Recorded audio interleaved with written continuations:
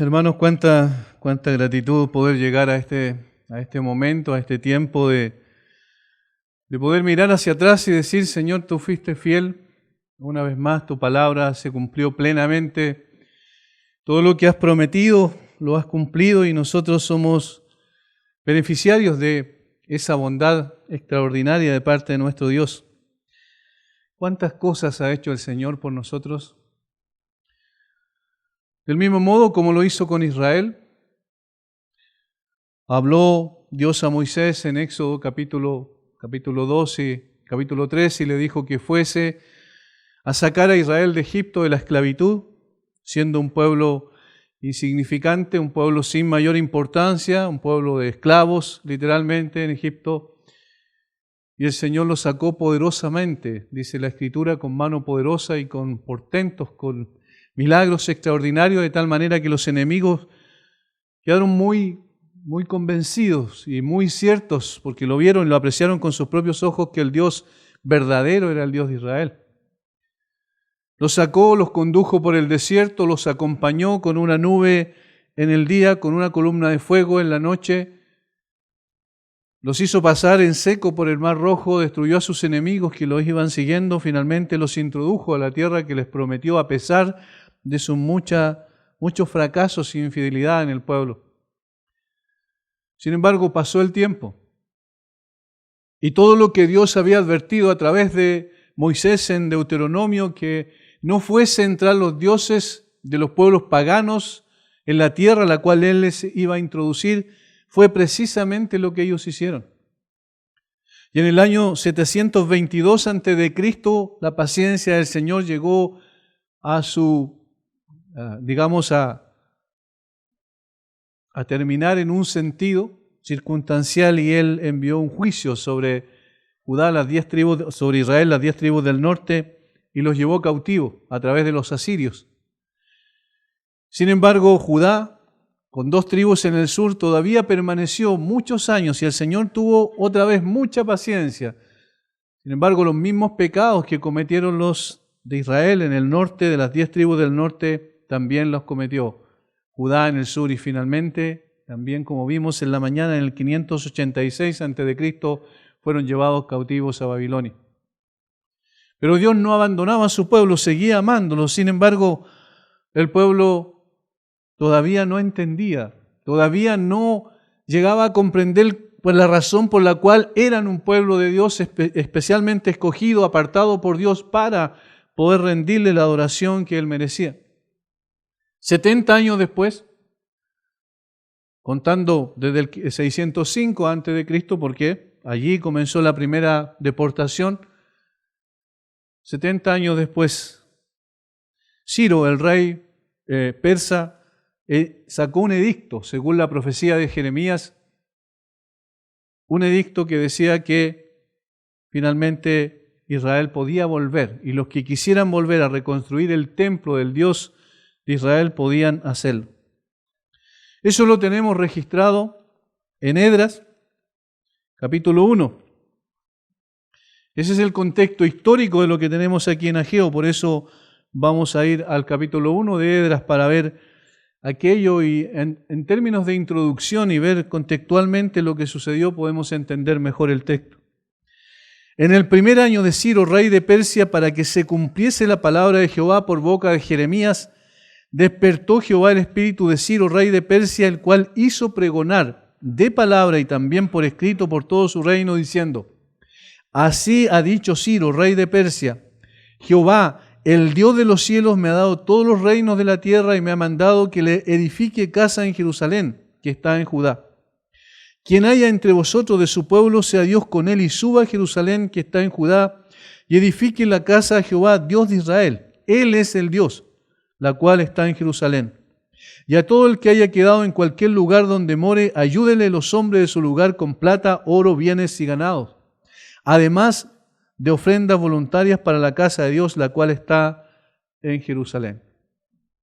Eso fue lo que sucedió con Ciro en el año 536 a.C., donde él da la orden de reedificar el templo y envía a los que quisieran de Judá. Dice las Escrituras que son casi 50.000 personas que vinieron con Zorobabel como gobernador, como líder político en ese sentido, a reconstruir el templo, porque esa era la esencia de Israel, porque el templo era el lugar de atracción desde el punto de vista espiritual, social, incluso político. El templo tenía una importancia radical en Israel.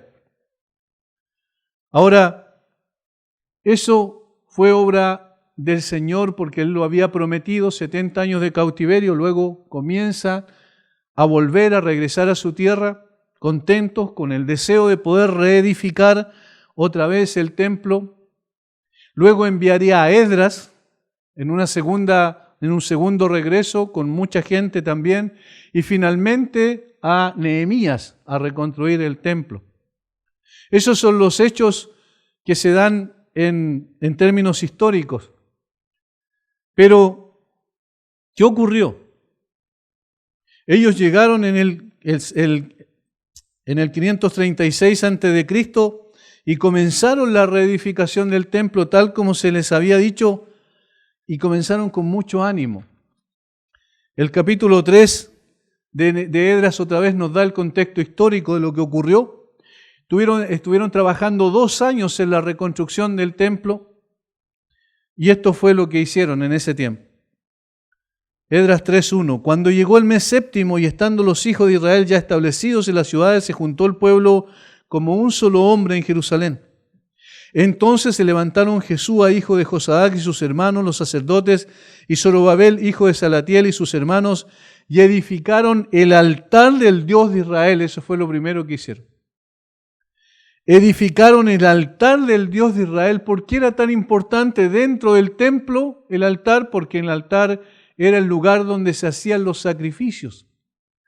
Era el lugar donde moría un animal inocente en lugar de los culpables. Y eso era indicativo del sacrificio perfecto que iba a venir más adelante en la persona del Señor Jesucristo. El altar era esencial.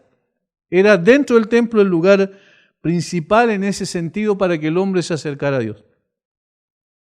Posteriormente, versículo 3, y colocaron el altar sobre su base porque tenían miedo de los pueblos de las tierras y ofrecieron sobre él holocaustos a Jehová, holocaustos por la mañana y por la tarde. Celebraron asimismo la fiesta solemne de los tabernáculos, como está escrito, y holocaustos cada día por orden conforme al rito, cada cosa en su día. Después de eso, versículo 8, colocaron los cimientos del templo. En el año segundo de su venida a la casa de Dios en Jerusalén, en el mes segundo, comenzaron Zorobabel, hijo de Salatiel, Jesúa, o Josué, como aparece en Ageo, es la misma persona, hijo de Josadac, y los otros sus hermanos, los sacerdotes y los levitas, y todos los que habían venido a la cautividad a Jerusalén, y pusieron a los levitas de 20 años para arriba para que activasen en la obra de la casa de Jehová. Jesúa también, sus hijos y sus hermanos, Cadmiel y sus hijos de Judá, como un solo hombre, asistían para activar a los que hacían la obra en la casa de Dios, junto con los hijos de Jenadá, sus hijos y sus hermanos y levitas. Cuando los albañiles del templo de Jehová echaban los cimientos, pusieron a los sacerdotes vestidos de sus ropas y con trompetas, y a los levitas, hijos de Asaf, con címbalos para que alabasen a Jehová, según la ordenanza de David, rey de Israel. Y cantaban, alabando y dando gracias a Jehová y diciendo, porque Él es bueno, porque para siempre es su misericordia sobre Israel. Y todo el pueblo aclamaba con gran júbilo, alabando a Jehová, porque se echaban los cimientos de la casa de Jehová. Iban con mucho ánimo trabajando para el Señor. Volvieron, reconstruyeron el altar, o construyeron el altar, posteriormente colocaron los cimientos del templo para comenzar a levantar el templo como tal. Sin embargo, en el capítulo 4 ocurre, no vamos a seguir leyendo cada versículo, pero ocurre una situación compleja porque aparecen enemigos y ellos entonces comienzan a tener temor. Y después de 2 años de construir, dejan de construir. Y eso duró 14 años, es decir, del año 534 a.C. hasta el año 520 a.C. estuvieron sin hacer absolutamente nada en el templo del Señor. Y entonces el Señor, ¿qué hace? Levanta a Ageo y levanta a Zacarías, los dos profetas que están uno junto al otro en el orden de nuestras Biblias, para que pudiesen ellos proclamar que el Dios verdadero, el Dios de Israel, volvía a llamar a su pueblo que se ocupasen nuevamente de su casa. ¿Qué pasó durante esos 14 años? ¿Qué ocurrió? ¿Por qué la obra de Dios no siguió creciendo? ¿Por qué la obra de Dios no siguieron trabajando para que el templo, que era el lugar central donde Dios prometió su gloria y su manifestación, su presencia, ¿por qué no quisieron seguir trabajando allí? Primero por temor, como vimos, porque aparecieron enemigos, pero posteriormente ese temor pasó a ser una desidia. Es decir, pasaron ellos a decir, no importa, no vamos a seguir trabajando porque aún no es el tiempo, dijeron. Y hermanos, en el día de hoy nosotros no estamos construyendo algo físico, como era el templo en ese caso. Pero sí somos partícipes, de la construcción de un templo espiritual con piedras vivas, que es la iglesia del Señor Jesucristo. Somos parte de esa iglesia por la gracia de Dios, pero también somos constructores en un sentido, porque el constructor real es el Espíritu Santo, porque Él es el que convence de pecado, de justicia y de juicio, porque Él es el que lleva a al verdadero arrepentimiento, porque Él es el que da el nuevo nacimiento, pero nosotros somos instrumentos también para construir este templo de Dios. Esta obra de Dios tiene que seguir creciendo, tiene que seguir siendo edificada, tiene que seguir proyectándose el Evangelio para que más personas lleguen al conocimiento de la verdad. Nos alegramos, nos regocijamos cuando vemos que el Señor envió su Espíritu y tomó a algunas personas y los salvó, y entonces nosotros vamos y, según la orden que Él dio en su palabra, vamos y hacemos lo que el Señor nos ordenó, que es el bautismo, y todos nosotros nos regocijamos y nos alegramos porque la obra de Dios sigue creciendo. Sin embargo, hay un problema. Porque además de enemigos, del enemigo, ¿cierto?, de nuestras almas, del enemigo de la iglesia, del enemigo de Dios que está presente siempre tratando de destruir la obra de Dios, también está el enemigo colocando desidia muchas veces en nosotros, en nuestro espíritu, para que nosotros no hagamos lo que tenemos que hacer. Para que nuestro compromiso con Dios no sea completo, para que nuestro compromiso con Dios sea parcial. Y por eso, entonces el Señor tiene que enviar a sus profetas en el Antiguo Testamento, en este caso a Ageo y a Zacarías, para amonestar al pueblo. Y por eso el Señor ha dejado su palabra, para que esta misma palabra pueda a nosotros amonestarnos en el día de hoy y nos diga, mira, quizás tu trabajo en la obra no es lo que debiese ser. Quizás hay algunos problemas, quizás el orden de las prioridades de tu vida no son los debidos, los adecuados a un hijo de Dios. Y por eso en este capítulo 1 y el 2 también de Ageo, se reitera un concepto una y otra vez. Durante, digamos, en 5 ocasiones al menos se reitera este concepto. Capítulo 1, versículo 5. Pues así ha dicho Jehová de los ejércitos, meditad bien sobre vuestros caminos. Versículo 7, así ha dicho Jehová de los ejércitos, meditad sobre vuestros caminos.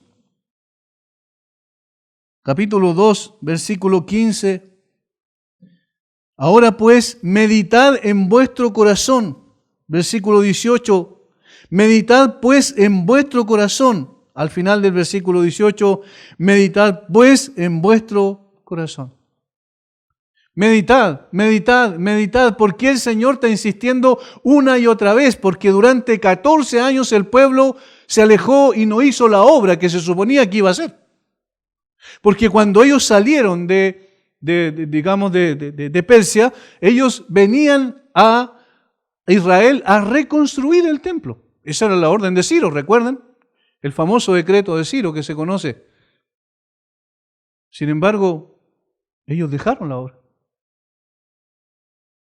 Y entonces el Señor tiene que decir, miren, piensen un poquito, deténganse, no sigan su actividad y mediten. Reflexionen.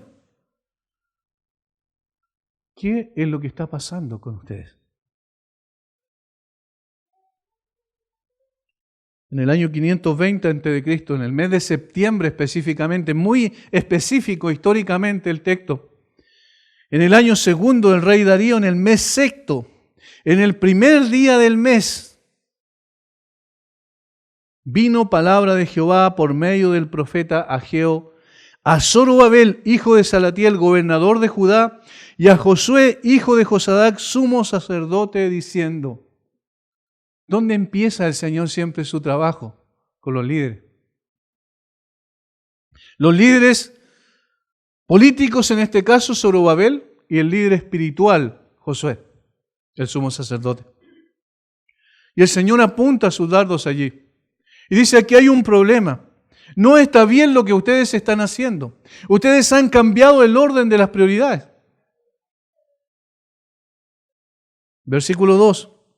Así ha hablado Jehová de los ejércitos, diciendo: este pueblo dice, no ha llegado aún el tiempo de que la casa de Jehová sea reedificada. No ha llegado el tiempo, dice. ¿Por qué vamos a trabajar en la obra de Dios cuando en realidad no es el tiempo apropiado? Ahora, ¿quién era que lo estaba diciendo? No era precisamente Dios, no era que no era el tiempo de Dios, sino que según el pueblo no era el tiempo de Dios. Y por eso es que la forma en que el Señor se refiere a Israel, o a Judá en este caso, es bien significativa. No dice mi pueblo, dice este pueblo. Este pueblo dice, y aquí hay una expresión que muestra el disgusto de Dios para con el pueblo. ¿Por qué durante 14 años ellos no volvieron otra vez a colocar manos a la obra para reconstruir el templo? Si esa era la tarea principal que iban a hacer. A eso regresaron, no regresaron de vacaciones, regresaron para trabajar en la obra de Dios. Y entonces este pueblo dice, no ha llegado aún el tiempo. El tiempo de que la casa de Jehová sea reedificada todavía no. Esperemos. Hermanos, estamos viviendo en nuestros días tiempos complejos, difíciles. Y seguramente vamos a vivir tiempos más difíciles con el tiempo. En la medida en que avance este progresismo social, ¿cierto? Y político que es tan fuerte, cada vez es más fuerte. Y nosotros como iglesia necesitamos prepararnos adecuadamente. Nosotros como iglesia necesitamos poder ver cómo está el templo de Dios, que es el templo viviente de Dios, ¿cierto? Con piedras vivas, como dije al principio, cómo estamos preparados para hacer frente a ese ataque frontal que estamos teniendo y vamos a tener de una forma mucho más fuerte en lo sucesivo. Y entonces, ¿qué necesitamos? Ocuparnos de lo principal, que lo más importante esté en el lugar más importante de nosotros, es decir, que coloquemos el orden de las prioridades no de acuerdo a nosotros, sino de acuerdo a lo que Dios ha querido y cómo Él nos está guiando por medio de su palabra a que su obra sea principal en nuestra vida. La obra de Dios tiene que ser principal. ¿Por qué? Porque el orden de las prioridades nuestra, el Señor conoce nuestro corazón, no es el adecuado. Siempre estamos más preocupados por nosotros que por la obra de Dios. Miren lo que pasó con el pueblo hoy. Entonces vino palabra de Jehová por medio del profeta Ageo diciendo: ¿es para vosotros tiempo, para vosotros de habitar en vuestras casas artesonadas y esta casa está desierta? Ahí está el problema, ¿ven? ¿Por qué había indiferencia de parte del pueblo con respecto a la obra, la reconstrucción del templo? Porque estaban preocupados, colocando todo su interés, sus esfuerzos y su sacrificio en sí mismos. En el progreso de sí mismos, en la construcción y elaboración de casas extraordinarias, lujosas. Esta frase, vuestras casas artesonadas, incluso incluye algunas incrustaciones de marfil en las casas. Es decir, eran personas que estaban preocupadas de sí mismo, de su propia obra y no de la obra de Dios. Y eso ocurre siempre. Cuando nosotros nos preocupamos más de nosotros mismos, descuidamos la obra de Dios. Ahora noten que el Señor no está diciendo que sea malo que el pueblo progrese. No está diciendo, miren, ustedes se preocupan por vuestras casas artesonadas. No, sino que el contraste, lo complejo, es que se preocupaban por eso y la casa de Dios estaba desierta. Ese era el problema. Es decir, la obra de Dios no tiene importancia como debiese tener para ustedes, como tiene importancia para Dios. Eso es lo que estaba diciendo. Es decir, hay un cambio aquí donde colocamos nosotros lo que creemos más importante en términos egoístas, lo que nosotros creemos que es lo más importante lo colocamos primero. Pero lo que Dios cree que es más importante lo colocamos en segundo lugar. Y por eso meditad bien sobre vuestros caminos. Piensen un poquito, está diciendo Dios. Miren, ustedes están equivocando el camino. Ustedes dicen, no es tiempo para reconstruir la casa de Dios, pero sí es tiempo para poder preocuparse por ustedes mismos. Hermanos, yo pensaba hace un rato antes de pasar aquí, pensaba que ¿qué sucedería si nosotros supiéramos que Dios viene, que Jesucristo vuelve esta noche? ¿Qué pasaría si nosotros supiéramos eso? ¿Estaríamos preparando el asado? No tiene nada de malo eso. Solamente estoy diciendo nada más para que veamos dónde están nuestras prioridades. Nosotros no sabemos si Jesucristo viene esta noche, pero puede venir esta noche porque Él dijo que venía. Cuando menos nosotros lo pensáramos como un ladrón en la noche. Y entonces la pregunta, ¿nosotros estamos involucrados en la obra como Él quiere que estemos involucrados en la obra? Nosotros estamos luchando para que esta obra del Señor crezca, se propague y alcance a más personas y más personas sean impactadas por el Evangelio y lleguen al conocimiento de la verdad. ¿Nosotros estamos preocupados por los intereses de Dios o estamos preocupados por los intereses nuestros?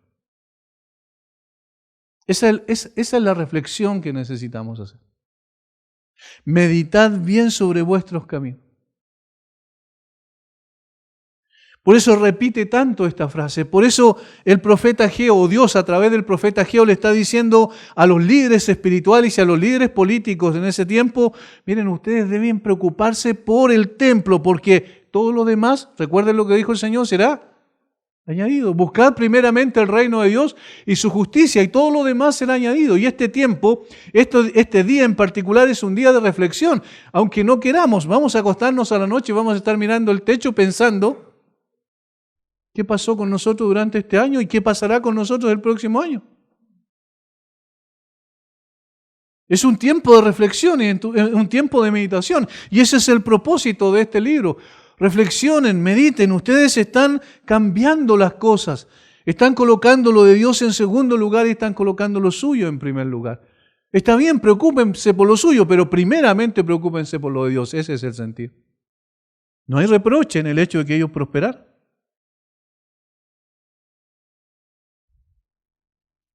¿Y qué dijo el Señor después de descubrir cuál era el problema? Dicen, ustedes han cambiado el orden de las prioridades. Y por eso entonces la desidia y por eso la falta de compromiso con la obra de Dios. Versículo 5, pues así ha dicho Jehová de los ejércitos, meditad bien sobre vuestros caminos. Y miren cómo el Señor trae también, junto con una amonestación, Él deja en evidencia que cuando nos preocupamos de nosotros antes que de la obra de Dios, no hay satisfacción. Miren lo que dice. Sembráis mucho y recogéis poco. Coméis y no os saciáis. Bebéis y no quedáis satisfechos. Os vestís y no os calentáis. Y el que trabaja jornal recibe su jornal en saco roto. Miren lo que pasa. Ustedes están pensando que están prosperando y que todo les va bien, pero están equivocados.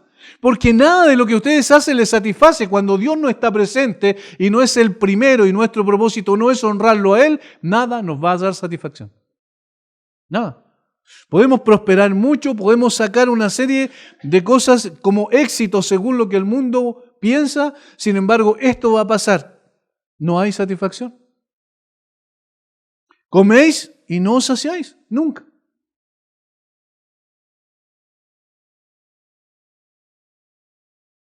Quedáis satisfechos y no quedáis satisfechos, vestís y no os calentáis, y el que trabaja jornal recibe su jornal en saco roto, parece que no rindiera nada.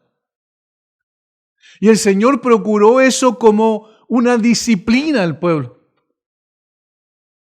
Y hermanos, por eso es que cuando viene la disciplina de Dios debemos dar gracias a Dios porque es porque nos ama. Y nos está diciendo, tú estás equivocando el orden de las prioridades, por tanto vuélvete a mí. Ese es el llamado. Preocúpate por lo realmente esencial, porque todo lo demás, en todas las otras cosas no vas a encontrar satisfacción. Y hermanos, es increíble, porque en la medida en que, por ejemplo, este mismo país crece desde el punto de vista material, porque ha crecido sustancialmente en los últimos 25, 30 años, en la medida en que ocurre eso, hay menos satisfacción. La gente es menos feliz porque Dios no está en la ecuación. Y la iglesia del Señor Jesucristo, en la medida en que esté preocupado cada uno de los que integramos la iglesia del Señor, más de nosotros mismos que del Señor y su obra, no va a haber satisfacción. Eso es lo que el Señor está diciendo. Piensen un poquito, miren. Dice, vean lo que está sucediendo con ustedes. Ustedes cada vez siembran más y cosechan menos. Comen, pero no se sacian. Beben, pero no se satisfacen. Algo está pasando. Versículo 7, así ha dicho Jehová de los ejércitos, meditad sobre vuestros caminos. Primero lo lleva a una reflexión a el error que han cometido al trastocar el orden de las prioridades. Luego lo lleva a ver que eso nunca les va a dar satisfacción. Y es verdad, hermanos, todo lo que no hagamos para la gloria de Dios nunca va a traer satisfacción a nuestra vida. Y luego el Señor va a dar la orden. Miren, lo que ustedes tienen que hacer es volver su vista a lo prioritario. Versículo 8, subid al monte y traed madera y reedificad la casa y pondré en ella mi voluntad y seré glorificado, ha dicho Jehová. Miren, esta es la esencia de lo que estaba pasando. No estaban dándole la gloria a Dios. Y recuerdan lo que dice Romanos 1, que habiendo conocido a Dios no le glorificaron como a Dios ni le dieron gracias. Ven que ese es el problema.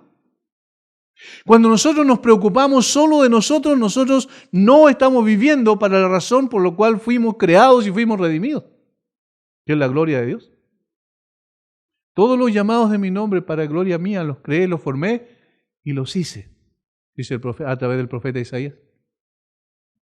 Pero ellos no estaban glorificando a Dios y entonces Dios les dice, miren, ustedes no tienen ninguna excusa porque ustedes tienen al monte aquí al lado. Suban al monte, traigan madera, hay madera suficiente.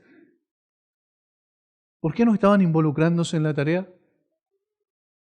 No porque no podían, no porque no tenían los recursos necesarios. Tenían todos los recursos, pero simplemente no querían hacerlo porque su preocupación era egoísta.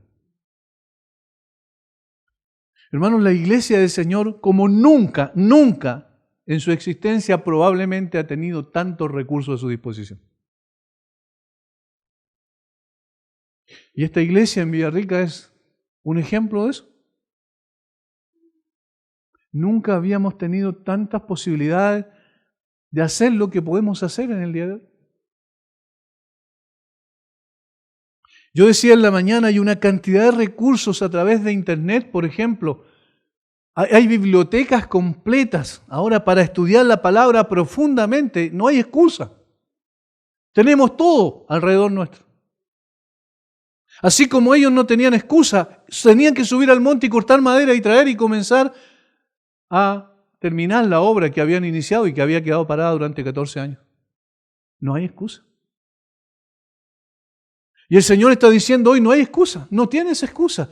Y hermanos, si esto es así, no podemos decir que no hay tiempo para la obra de Dios. No es que no hay tiempo, tengo mucho que hacer. No hay tiempo. ¿Y cuándo va a haber tiempo? ¿Cuándo? Es que tengo un trabajo que entregar, entonces no hay tiempo. Siempre vas a tener trabajos que entregar. ¿En qué momento va a haber tiempo para el Señor? El Señor nos está diciendo, no, mira, toma los recursos que yo mismo te he concedido y úsalos para la gloria de mi nombre. Edifica, invierte en la obra que realmente vale la pena invertir. Y entonces yo seré glorificado. Ese es el propósito. Hermanos, miramos hacia atrás 365 días, contando el de hoy, ¿cierto? Y pensamos, ¿cómo yo he invertido mis recursos, mis capacidades, mis talentos, mis dones? ¿Cómo los he invertido? ¿La obra de Dios ha tenido el primer lugar en mi vida? La iglesia del Señor Jesucristo, esa iglesia que las puertas del Hades no van a prevalecer contra ella, esa iglesia que está fundada sobre la roca, esa iglesia que está fundada sobre la persona y la obra del Señor Jesucristo, esa iglesia que perdura y permanece para siempre, esa iglesia que es la esposa del Cordero, esa debe tener el primer lugar. No solo en nuestros pensamientos, no solo en la reflexión teológica, no solo en el sentido de saber aquí, como decíamos en la mañana, sino de actuar consecuentemente para bendecir a esa iglesia. Subid al monte y traed madera. Reedificad la casa y pondré en ella mi voluntad será hecha y seré glorificado, ha dicho Jehová. Esa es la tarea a la cual el Señor nos está llamando en el día de hoy también. No sé cuánto más tiempo estaremos en la tierra. Ninguno de nosotros sabemos cuánto más tiempo estaremos en la tierra. Pero que el Señor nos encuentre haciendo lo que Él quiere que hagamos. Glorificando su nombre, honrándolo a Él, colocando la tarea, la obra de Dios en primer lugar, porque eso es lo que perdura y permanece para siempre. Y otra vez, les vuelvo a decir, si ustedes se siguen ocupando solo de sus cosas y dejan de lado mi casa, entonces va a seguir sucediendo esto. Buscáis mucho y ahí hay poco. Encerráis en casa y yo lo disiparé de un soplo. ¿Por qué? Dice Jehová de los ejércitos, por cuanto mi casa está desierta. ¿Ven que ese será el problema? Por cuanto mi casa está desierta y cada uno de vosotros corre a su propia casa. Y ahí gasta recursos, gasta fuerzas, sus capacidades, todo lo que tiene lo gasta ahí. Había madera suficiente para construir sus casas. ¿Y por qué no había suficiente madera para construir el templo? Por eso se detuvo de los cielos sobre vosotros la lluvia y la tierra detuvo sus frutos. Y llamé a la sequía sobre esta tierra y sobre los montes, sobre el trigo, sobre el vino, sobre el aceite, sobre todo lo que la tierra produce, sobre los hombres y sobre las bestias y sobre todo trabajo de manos. Dios mismo, recuerden que controla las circunstancias.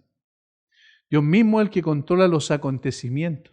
Él es el Señor de todas las cosas, de tal manera que podemos trabajar mucho, podemos sacrificarnos mucho, pero eso no va a tener ninguna satisfacción a la larga si Dios no está en primer lugar. Si la obra de Dios no recibe la atención que debe recibir, si la obra de Dios no recibe también el trabajo que requiere de nosotros. Hermanos, la iglesia del Señor Jesucristo necesita de que ustedes se involucren 100% en él. ¿Y eso va a tener un costo? Por supuesto que va a tener un costo. El Señor no dijo que no iba a costar. Nos dio la salvación es un regalo, pero el ser discípulo implica un costo.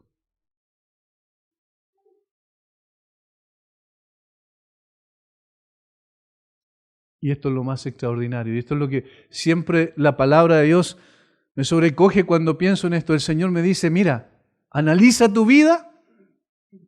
Luego, después de eso, el Señor me dice, mira, no estás haciendo lo que debes, entonces ahora vuélvete a mí y haz lo que debes, colócame en primer lugar. Pero luego el mismo haces ahora, es extraordinario. Versículo 12.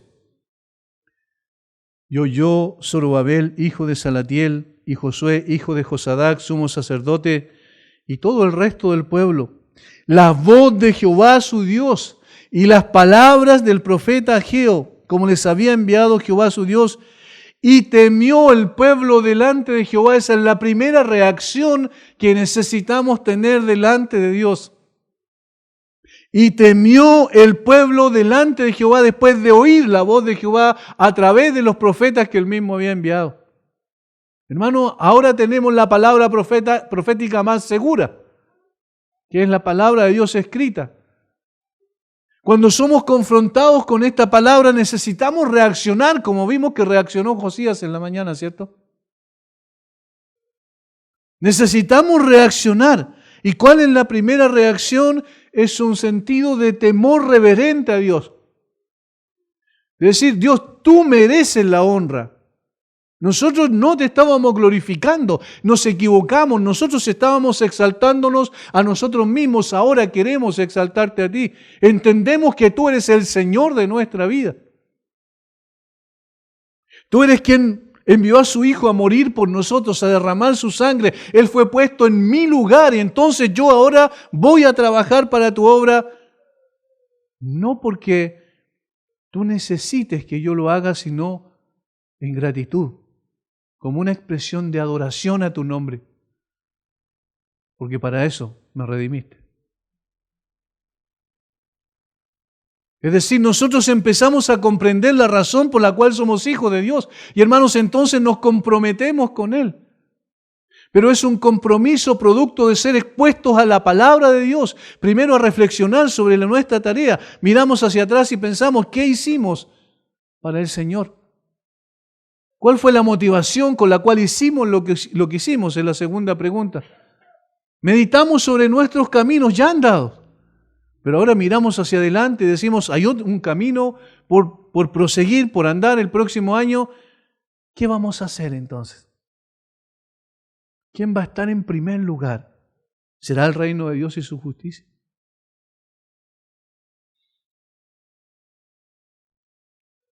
Después de que ellos escucharon, después de que ellos atendieron a la voz de Dios, el Señor pone su espíritu a trabajar, obrando en el corazón de cada uno de ellos. Entonces Ageo, enviado de Jehová, habló por mandato de Jehová al pueblo diciendo, yo estoy con vosotros, dice Jehová. Y hermanos, este es un consuelo tremendo. Yo estoy con ustedes, no se preocupen. No le tengan temor a la oposición, no le tengan temor a la ideología de género, no le tengan temor a todas las filosofías y huecas sutilezas de los hombres, no le tengan temor a los gobiernos y a las leyes que van a sacar. No, porque yo estoy con ustedes. Simplemente vuélvanse a mí, sírvanme a mí, y entonces yo voy a prosperar mi obra. Hermanos, nosotros no tenemos que temer.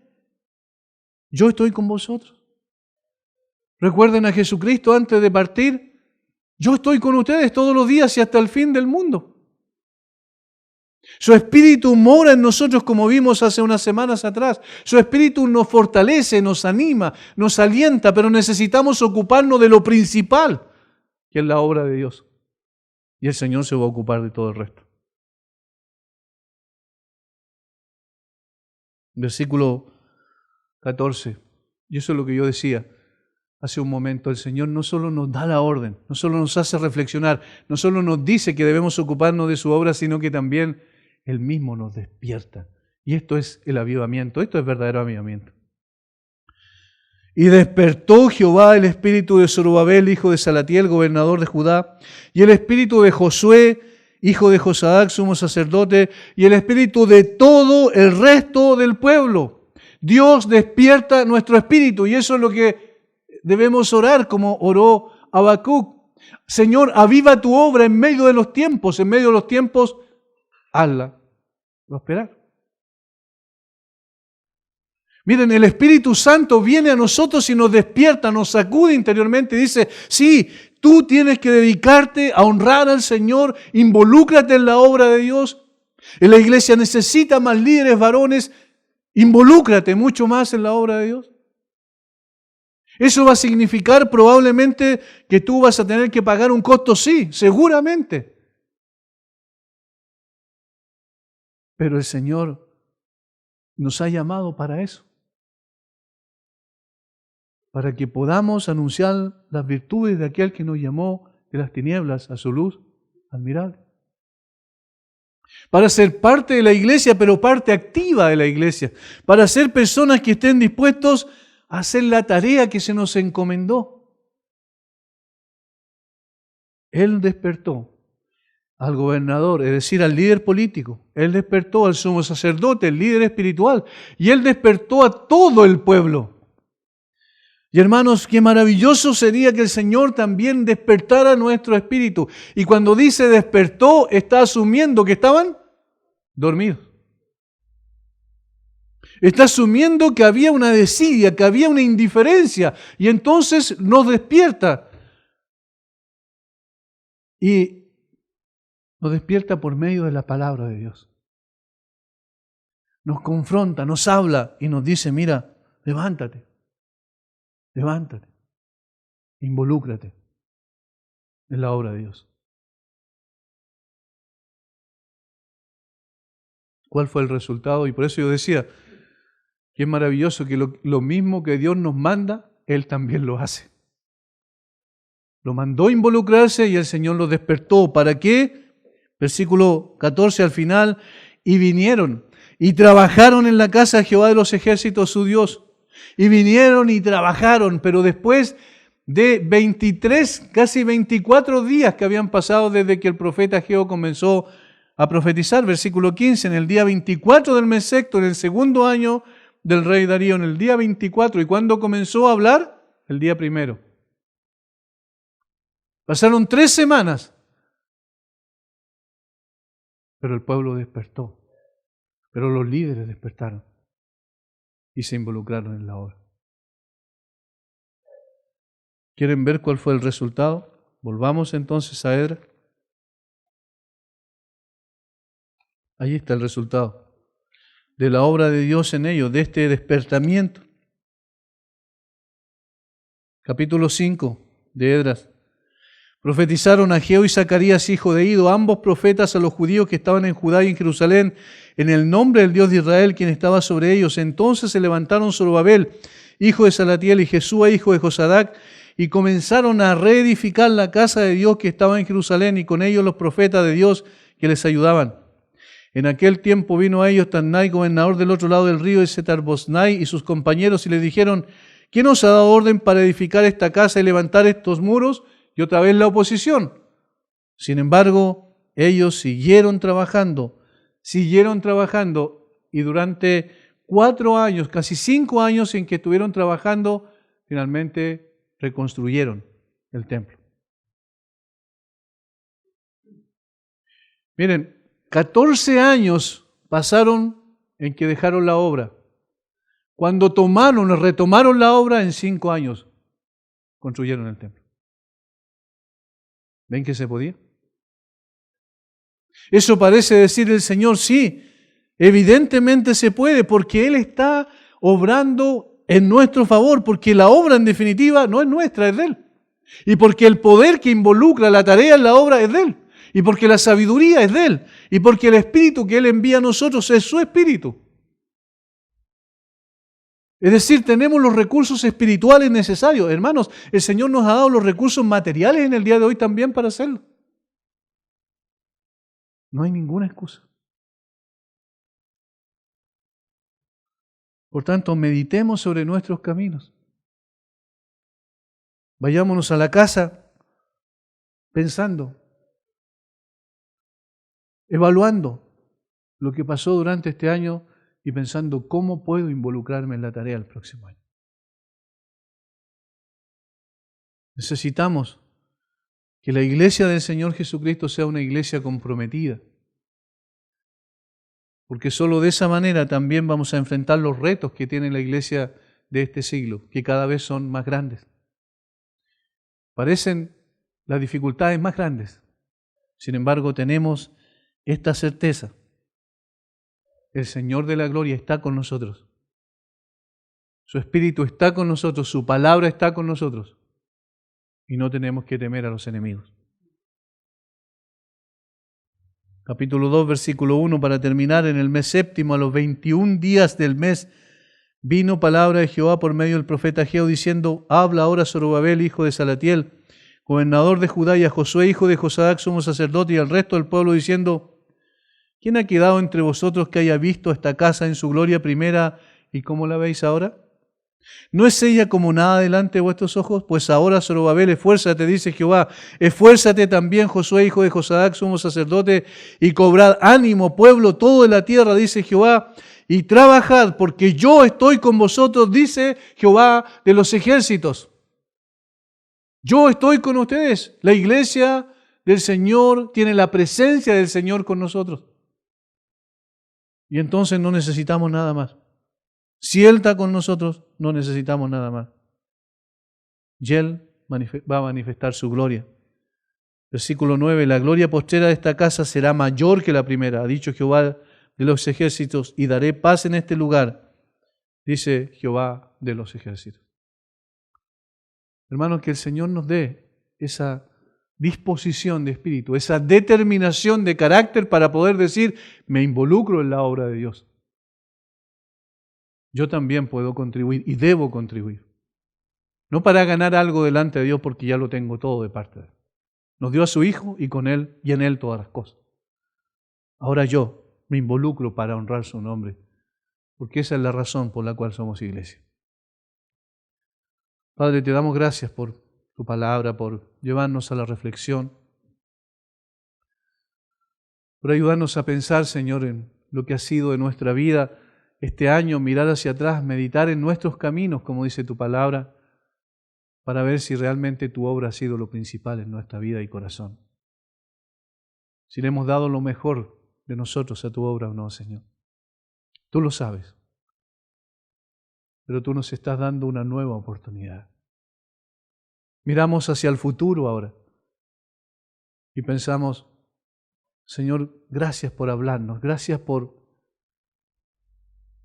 tu palabra profética más segura que nos ayuda a poder desafiarnos e invitarnos y llamarnos a trabajar en tu obra como lo prioritario para el próximo año. Bendice a mis hermanos. Dale de tu gracia, dale de tu fortaleza y la motivación que tú coloques en sus corazones sea solamente para exaltar tu nombre, para que tu persona sea exaltada y glorificada ante nosotros. Dirígenos, por favor. Gracias por este tiempo precioso, Señor, que pasamos juntos como iglesia. En el nombre de Jesús. Amén.